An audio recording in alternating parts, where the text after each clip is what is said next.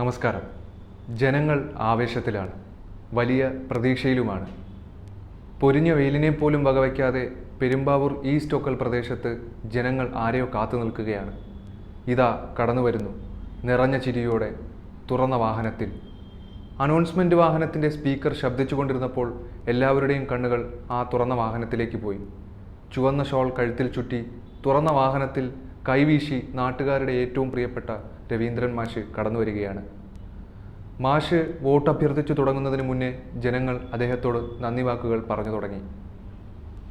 അണുക്കോലിറച്ചിയും ഏത്താപ്പള്ളിത്തോടും സംരക്ഷിക്കാൻ LDF സർക്കാർ 2.56 കോടി രൂപ ചിലവഴിച്ചതിൻ്റെ സന്തോഷം അവർ രവീന്ദ്രൻ മാഷിനോട് പങ്കുവയ്ക്കുകയായിരുന്നു. കുടിവെള്ളത്തിനും കാർഷിക ആവശ്യങ്ങൾക്കും ആ പദ്ധതി ഏറെ ഉപകാരപ്പെട്ടുവെന്ന് നാട്ടുകാർ പറഞ്ഞു.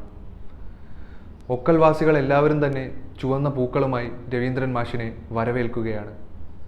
കൊടുക്കുന്ന പൂക്കളിലും മുഖത്തുമുണ്ട് രവീന്ദ്രൻ മാഷിനോട് എല്ലാവർക്കുമുള്ള സ്നേഹവും നന്ദിയും. ചാലക്കുടിയുടെ സ്ഥാനാർത്ഥിയായി C. രവീന്ദ്രനാഥ് എത്തിയതോടെ മണ്ഡലത്ത് വികസനങ്ങളുടെ പുതിയ പകലുകൾ ഉയരുമെന്ന പ്രതീക്ഷയിലാണ് ജനങ്ങൾ. നവ ചാലക്കുടി എന്ന വികസന സങ്കല്പത്തിലൂടെ മണ്ഡലത്തിന് aero city, satellite industrial hub, തീരദേശ വികസന മാസ്റ്റർ പ്ലാൻ ഉൾപ്പെടെയുള്ള പദ്ധതികളാണ് LDF പ്രഖ്യാപിച്ചിരിക്കുന്നത്. ജനകീയ വിദ്യാഭ്യാസ മന്ത്രിയായിരുന്ന രവീന്ദ്രനാഥിന് നവ ചാലക്കുടി സൃഷ്ടിക്കാൻ കഴിയുമെന്ന് ജനങ്ങൾക്ക് ആത്മവിശ്വാസമുണ്ട്.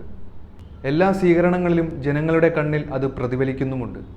സ്കൂളുകൾ മികച്ച നിലവാരത്തിലേക്ക് എത്തിച്ച രവീന്ദ്രൻ മാഷിന് നന്ദി അറിയിക്കുവാൻ കുട്ടികളുടെ നീണ്ട നിരയാണ് ഓരോ സ്ഥലത്തും എത്തിച്ചേർന്നത്. കുട്ടികൾ ഓരോരുത്തരുടെയും നന്ദി വാക്കുകളും സ്നേഹവായ്പകളും സ്വീകരിച്ച് ഭാവിയിലേക്കുള്ള മാർഗനിർദ്ദേശങ്ങൾ നൽകുവാനും മാഷ് മറന്നില്ല. നമ്മുടെ രാജ്യത്തിനും ഇവിടെ ജീവിക്കുന്ന ഓരോ പൗരന്മാർക്കും ഈ തെരഞ്ഞെടുപ്പ് ഏറെ പ്രധാനപ്പെട്ടതാണെന്നും വോട്ടർമാരെ മാഷ് ഓർമ്മിപ്പിച്ചു. നമ്മുടെ എല്ലാം ജീവിതങ്ങൾ സമാധാനവും ശാന്തവുമാകണമെങ്കിൽ മതനിരപേക്ഷ രാഷ്ട്രത്തെ തിരിച്ചുപിടിക്കേണ്ടത് അനിവാര്യതയാണെന്ന് മാഷ് ആവർത്തിച്ചു പറഞ്ഞു. മുൻ MP ഇന്നസെന്റ് തുടങ്ങിവെച്ച പദ്ധതികൾ പോലും പാതി വഴിയിലാക്കി 5 വർഷം മണ്ഡലത്തെ പിന്നോട്ടടിപ്പിച്ച ബെന്നി ബെഹനാൻ വീണ്ടും സ്ഥാനാർത്ഥിയായതിൽ UDF ക്യാമ്പിനകത്ത് പോലും എതിർപ്പുകളുണ്ട്.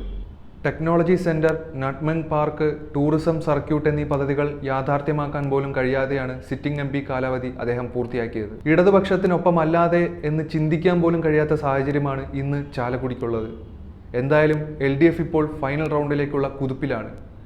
ഇടതുപക്ഷം മുന്നോട്ട് വെച്ച രാഷ്ട്രീയം കൃത്യമായി തിരിച്ചറിഞ്ഞ് വോട്ടർമാർ എന്തുകൊണ്ട് ഇടതുപക്ഷമെന്ന മുദ്രാവാക്യം ചർച്ചയാക്കാനും ജനങ്ങളെ ബോധ്യപ്പെടുത്താനും കഴിഞ്ഞതാണ് LDFന്റെ പ്രചാരണ ശൈലിയുടെ പ്രധാന നേട്ടങ്ങൾ.